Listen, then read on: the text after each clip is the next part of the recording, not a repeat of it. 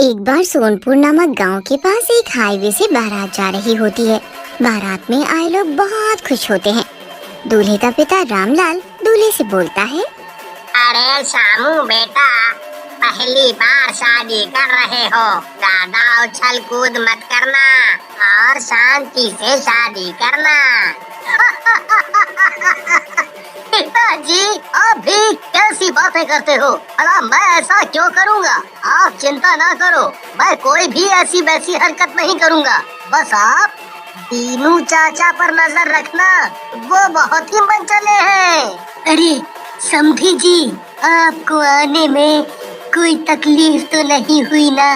बस 5 मिनट में हम बारात घर चलते हैं, मैं आपको लेने ही आया था। वो सभी वहाँ खड़े खड़े बातें कर रहे होते हैं। तभी एक डाकुओं का झुंड उन्हें घेर लेता है। डाकुओं का सरदार गब्बर सिंह बोलता है,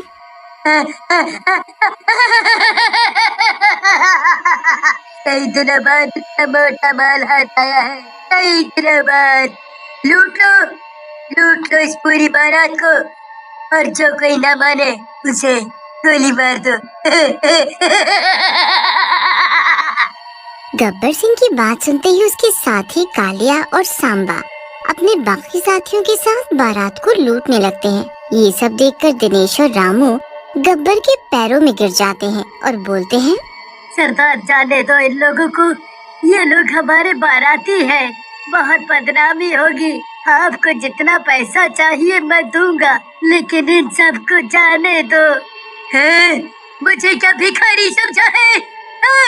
मैं डाकू हूँ, लूट कर खाता हूँ, समझा क्या? ऐसा कहकर गब्बर पूरी बारात को गोली से भून डालता है। सारे बाराती मर जाते हैं। ये खबर गांव में फैल जाती है। गांव वाले दुल्हन, जिसका नाम गोरी होता है, उसे देख देख कर बातें बनाने लग जाते हैं। एक दिन गोरी गांव में काम से जा रही होती है। तभी 2 औरतें आपस में बात करते हुए कहती हैं, देखो कैसे मटक मटक कर चल रही है मनहूस कहीं की, पूरे गांव को खा गई। आजकल की लड़कियों को तो कोई शर्म ही नहीं है। सही कह रही हूँ बहन, अगर हमारा समय होता तो हम सब मर गई होती शर्म के मारे, लेकिन इनको देखो जरा। दोनों औरतों की बातें गोरी को चुभ जाती हैं और वो टॉयलेट में जाकर फांसी के फंदे पर लटक जाती और आत्महत्या कर लेती है। पहले तो गांव के लोगों को बड़ा दुख होता है, लेकिन समय के साथ लोग सब कुछ भूल जाते हैं। 7 साल बाद एक शराबी उसी टॉयलेट में टॉयलेट करने जाता है, लेकिन टॉयलेट का दरवाजा नहीं खुलता। शराबी कहता है, बड़ा ही ढीठ दरवाजा है, खुलता ही नहीं। खुल जा यार, नहीं तो पैंट ही गीली हो जाएगी, सब गांव वाले देखेंगे। खुल जा, खुल जा।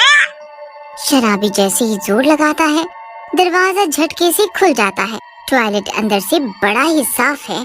ऐसा बोल के शराबी वहाँ टॉयलेट करने लगता है, लेकिन तभी वहाँ एक चुड़ैल आ जाती है, जिसे देखकर शराबी बोलता है, अरे अरे मर गया रे, अरे मर गया रे, मेरा तो सारा नशा ही उतर गया। ये तो चुड़ैल है, मुझे मार डालेगी। कोई बचाओ मुझे इससे। लेकिन इससे पहले शराबी कुछ करता, चुड़ैल शराबी के हाथ पैर काट देती है और शराबी मर जाता है। उसके बाद वापस से टॉयलेट का दरवाजा बंद हो जाता है। कुछ दिनों बाद गांव में कॉलेज का 5 लोगों का एक ग्रुप घूमने फिरने आता है। उसमें राजन और रानी नाम के लड़का लड़की भी होते हैं। एक कॉलेज के बच्चे गांव में घूम रहे होते हैं। तभी उनकी नजर उस टॉयलेट पर पड़ती है। तभी उसी टॉयलेट के दरवाजे पर एक लड़की की परछाई दिखती है। राजन बोलता है, अरे दोस्तों, तुमने इस टॉयलेट को देखा? गांव के सारे टॉयलेट खुले हैं, सिर्फ इसको छोड़कर। कहीं कोई राज तो नहीं है इसमें? राजन की बात सुनकर उसका दोस्त राहुल हंसने लगता है और बोलता है, तू भी ना राजन, जासूसी नॉवेल ज्यादा ही पढ़ने लगा है।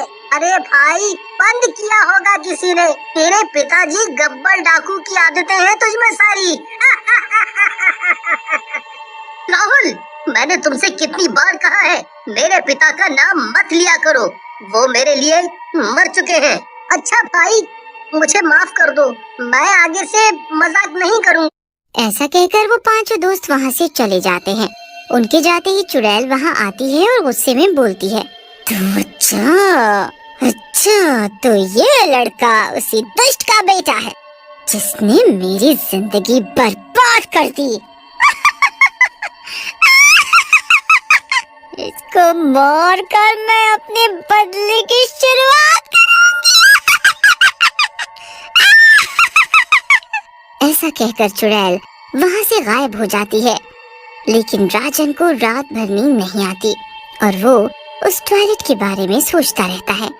अगली रात को जब सब सो रहे होते हैं तब राजन टॉयलेट के पास जाता है और दरवाजा खोलने की कोशिश करता है।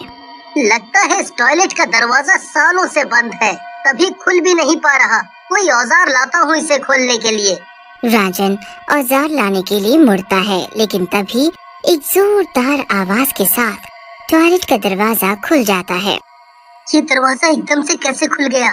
मुझे अंदर जाकर देखना चाहिए। ये देखकर चुड़ैल खुश होती है।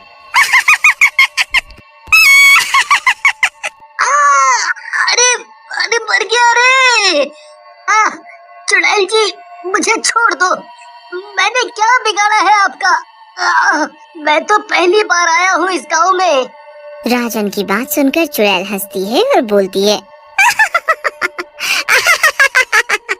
तू सही कह रहा है लड़के, तूने कुछ नहीं बिगाड़ा मेरा, लेकिन तू उस दुष्ट डाकू गब्बर की औलाद है जिसने मेरी पूरी जिंदगी खत्म कर दी। अब मैं तुझे मार कर अपना बदला लूंगी। ये देखकर चुड़ैल खुश होती है। राजन को गर्दन से पकड़कर उठा लेती है और जोर से फेंक देती है। राजन को चोट लग जाती है और उसके शरीर से खून बहने लगता है। तेरे खून को देखकर मेरे दिल को जो सुकून मिला है, वैसा सुकून मुझे कभी नहीं मिला। तुझे तो मैं आज जिंदा नहीं छोड़ूंगी। रुक जाओ दोस्तों, मत मारो इन्हें, मैं इनका दोषी हूँ। मेरे पिताजी ने इनके साथ बहुत बुरा किया है, मारने दो इन्हें, शायद मेरी मौत से इन्हें शांति मिले। राजन की बात सुनकर चुड़ैल का गुस्सा शांत हो जाता है और वो राजन से बोलती है, तुम तो बिल्कुल अपने पिता से अलग हो। कहाँ वो कसाई जिसने पूरी बारात को मार डाला, और कहाँ तुम जो किसी अनजान के लिए अपनी जान देना चाहते हो।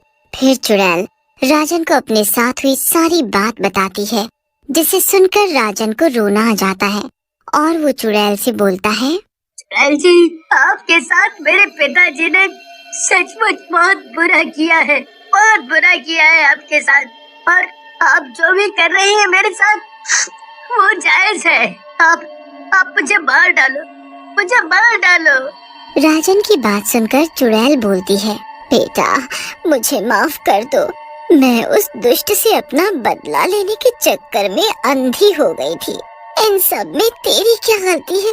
तू चला जा यहाँ से, मैं तुझे कुछ नहीं कहूँगी। राजन और उसके दोस्त वहाँ से चले जाते हैं। कुछ दिन बीत जाते हैं। एक दिन गब्बर गांव में आ जाता है। उसका हुलिया बिल्कुल बदल जाता है।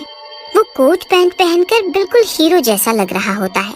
तभी राजन आता है और उससे बोलता है, पिताजी आप आ गए, चलो अच्छा हुआ। आ गया?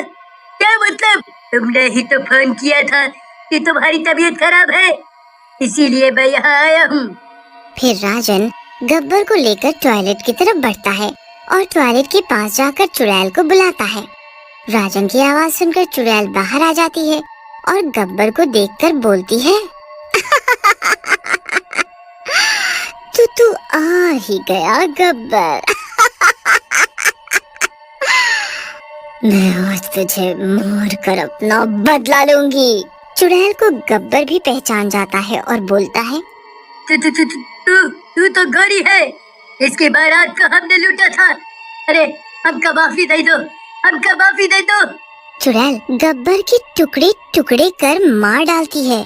तुम रो मत राजन, तू तुम्हारे पिता ने जितने पाप किए थे उनको तो मरना ही था। मैं नहीं मारती तो कोई और मार डालता। ऐसा कहकर चुड़ैल वहाँ से गायब हो जाती है।